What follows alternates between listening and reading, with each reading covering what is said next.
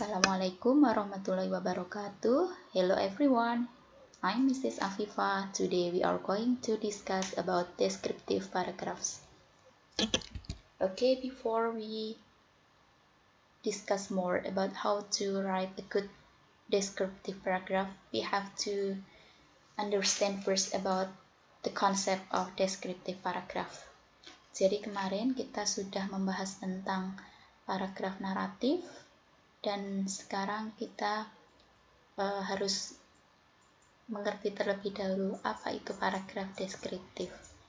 Jadi dalam paragraf deskriptif yang akan kita tulis adalah describing what something looks like. Jadi menjelaskan atau mendeskripsikan sesuatu itu seperti apa. Dan good description relies on the five senses. Jadi dalam pendeskripsian benda tersebut kita harus menggunakan our five senses, baik itu indera penglihat, indera pendengar, indera pencium, indera peraba, dan indera perasa. Sehingga ketika pembaca membaca deskripsi kita, mereka bisa merasakan juga apa yang kita dengarkan, apa yang kita lihat, apa yang kita rasakan, dan sebagainya. Nah, itulah apa yang harus kita tulis ketika menuliskan paragraf deskriptif. Selanjutnya adalah karakteristik atau ciri-ciri dari paragraf deskriptif. Di sini ada beberapa ciri. Yang pertama adalah it has a subject worthy of description. Jadi ada benda yang akan kita deskripsikan. Yang kedua adalah it has an emphasis either direct or indirect on the five senses. Nah, ini jadi penting ya. Panca indera kita merupakan sesuatu yang penting dalam mendeskripsikan benda yang akan kita jelaskan kepada pembaca, atau five sense ini merupakan sesuatu yang penting dalam menuliskan paragraf deskriptif. Bisa menggunakan semuanya atau menggunakan salah satunya. Jadi ketika kita melihat sesuatu, kita ingin menceritakan kepada para pembaca tentang apa yang kita lihat, nah itu sudah merupakan mendeskripsikan, kita sudah bisa disebut mendeskripsikan sesuatu.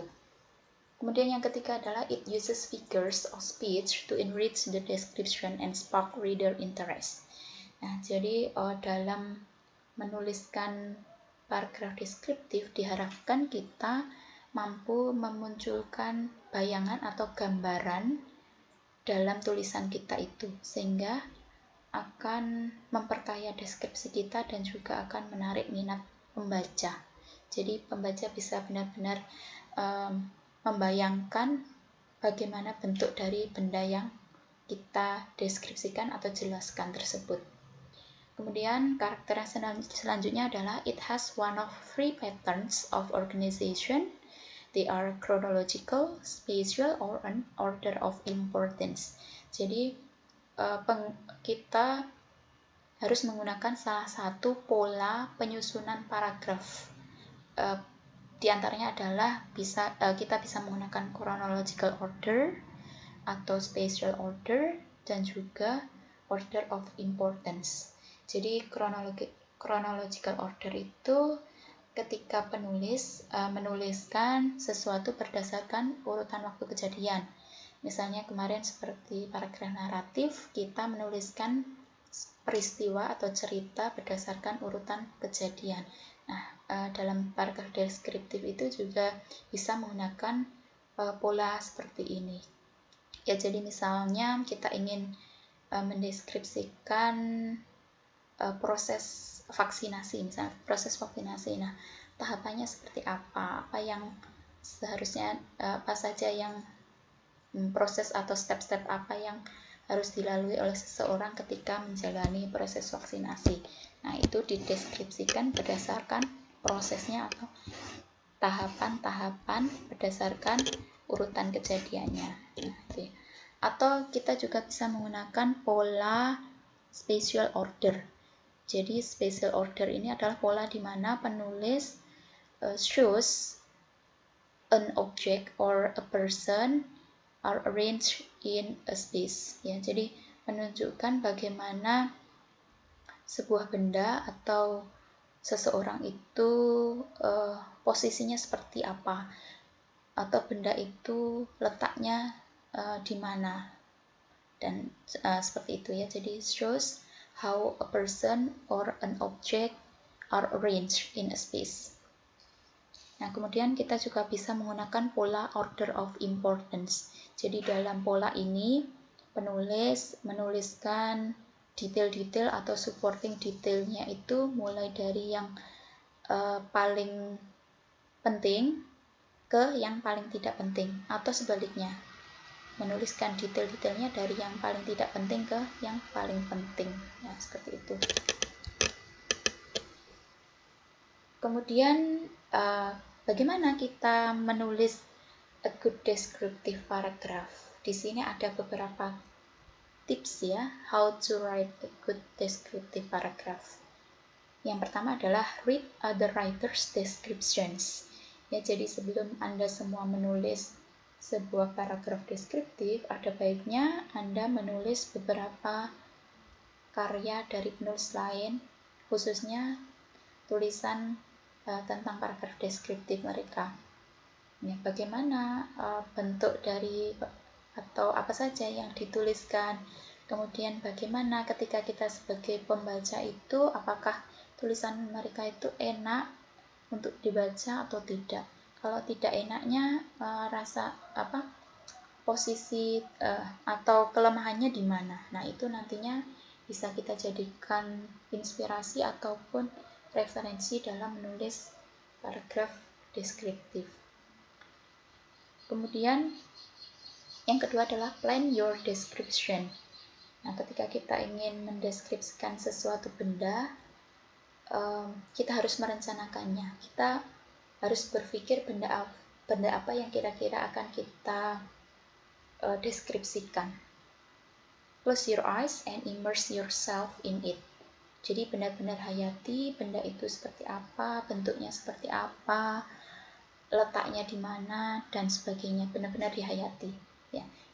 If describing a place, jika benda tersebut adalah sebuah tempat, imagine you are actually there.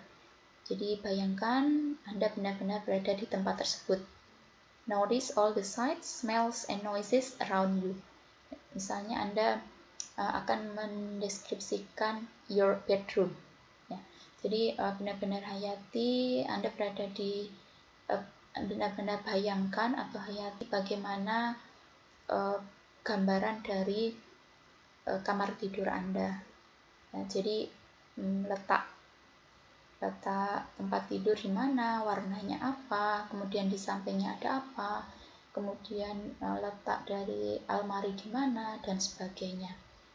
Kemudian jika yang Anda deskripsikan itu adalah a character atau seseorang, ya, imagine he is standing in front of you and look at him closely.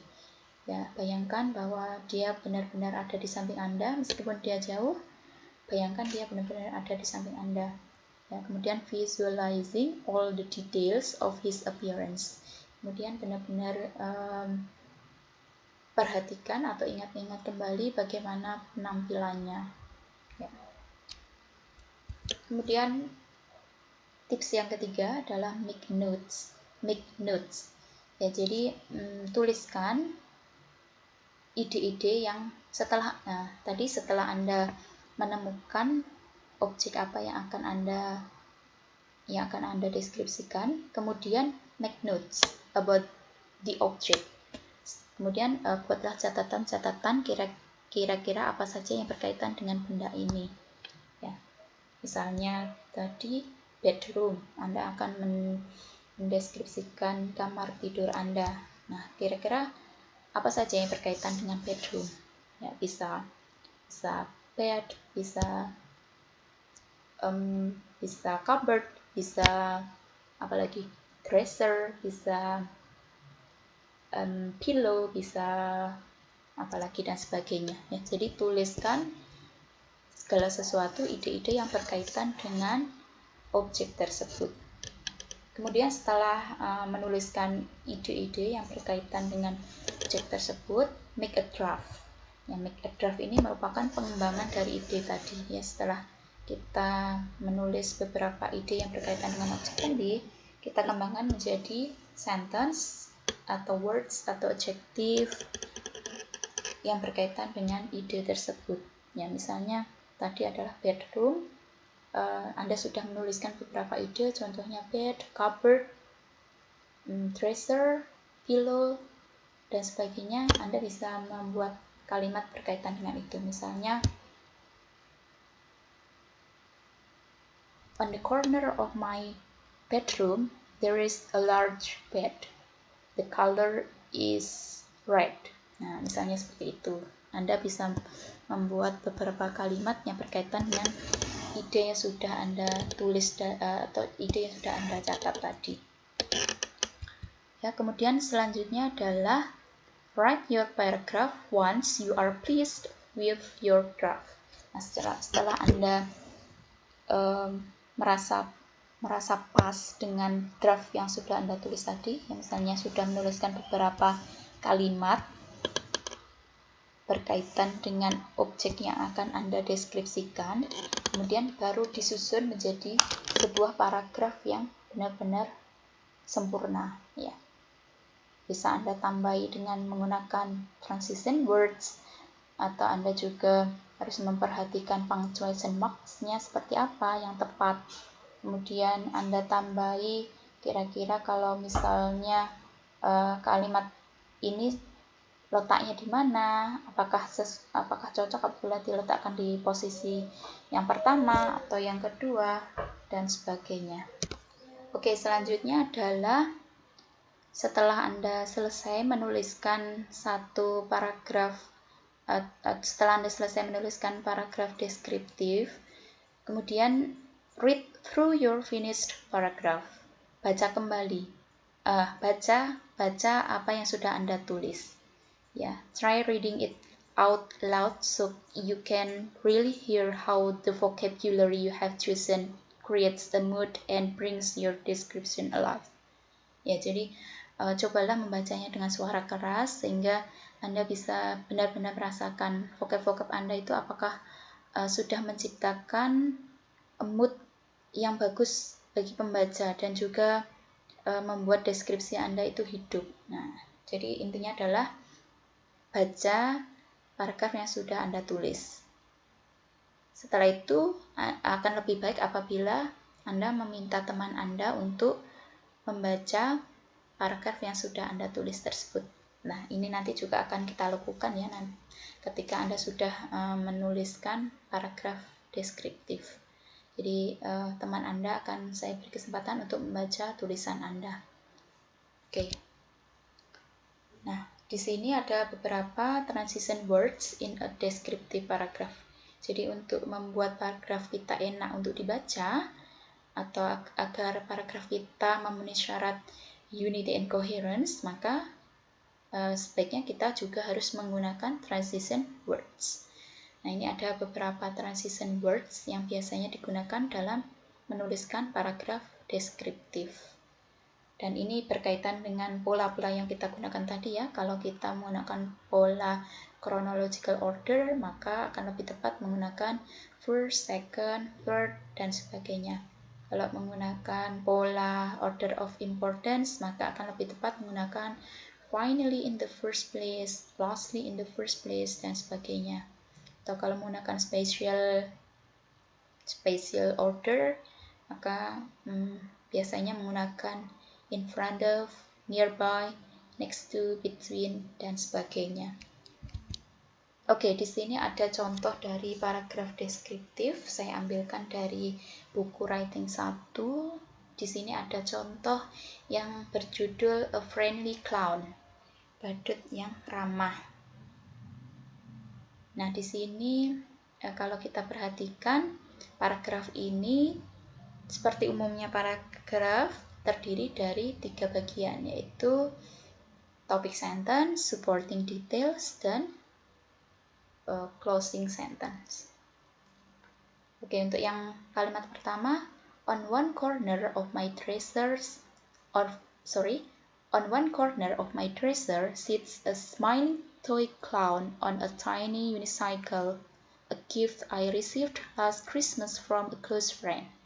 Nah, ini adalah topik sentence-nya.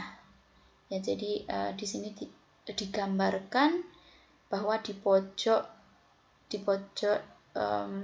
meja rias penulis ada badut yang tersenyum, dan badut ini berada di atas sebuah sepeda yang biasa dipakai dalam sirkus itu ya, yang memiliki roda satu.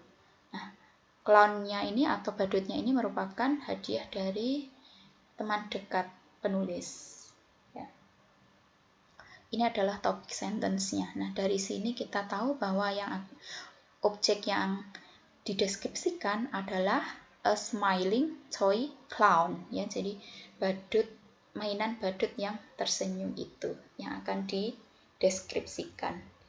Kemudian deskripsinya itu ada di supporting details-nya, mulai dari kalimat kedua yaitu the clown short yellow hair, ya, mulai mendeskripsikan mulai dari atas yaitu rambut. Ya, rambutnya terbuat dari apa, kemudian letaknya bagaimana. Letaknya di sini menutupi separuh matanya. Kemudian turun ke mata, ya, menjelaskan matanya berwarna apa. Kemudian pipi, hidung, mulut, dan kemudian bajunya yang digunakan itu seperti apa, berwarna ada dua warna ya, two-tone nylon kostum. Di sini kostumnya terbuat dari nilon dengan perpaduan dua warna. Kemudian setelah baju juga menceritakan bagian bawahnya yaitu pergelangan kaki, dan juga roda-rodanya juga digambarkan di sini. Ya, jadi sampai kalimat the clown and unicycle together stand about a foot high. Ya, jadi badut dan sepeda beroda satu itu sama-sama berdiri ya, setinggi kaki. Ya. Kemudian jadi mulai dari the clown short yellow hair sampai tadi foot high, the clown and unicycle together stand about a foot high. Itu adalah supporting details yang berisi penggambaran dari yang berisi deskripsi dari objek yang ditulis oleh penulis, yaitu smiling toy clown. Kemudian kalimat yang terakhir yaitu as a cherished gift from my good friend Trent, this colorful figure greets me with a smile every time I enter my room. Nah, di sini adalah closing sentence. Isinya adalah paraphrase dari topik sentence-nya tadi. Jadi intinya hampir sama dengan topik sentence, tapi ditulis dengan kalimat atau kata-kata yang berbeda. Nah, kalau diperhatikan, paragraf ini menggunakan pola spatial order. Ya, jadi bagaimana badut itu berada, dan juga bagaimana letak-letak atau bentuk-bentuk dari misalnya rambutnya, matanya, kemudian bajunya seperti apa. Nah, itu dituliskan dengan jelas oleh si penulis, ya, sehingga setidaknya kita bisa membayangkan bentuk badutnya itu seperti apa meskipun kita tidak melihatnya secara langsung. Nah, di sini memunculkan figures of badut tersebut, ya. Kita bisa dalam pikiran kita bisa atau dalam pikiran pembaca bisa termunculkan gambaran dari badut tersebut. Nah, ini adalah contoh dari deskriptif paragraf itu, ya. Oke, I think it's enough. See you next meeting. Wassalamualaikum warahmatullahi wabarakatuh.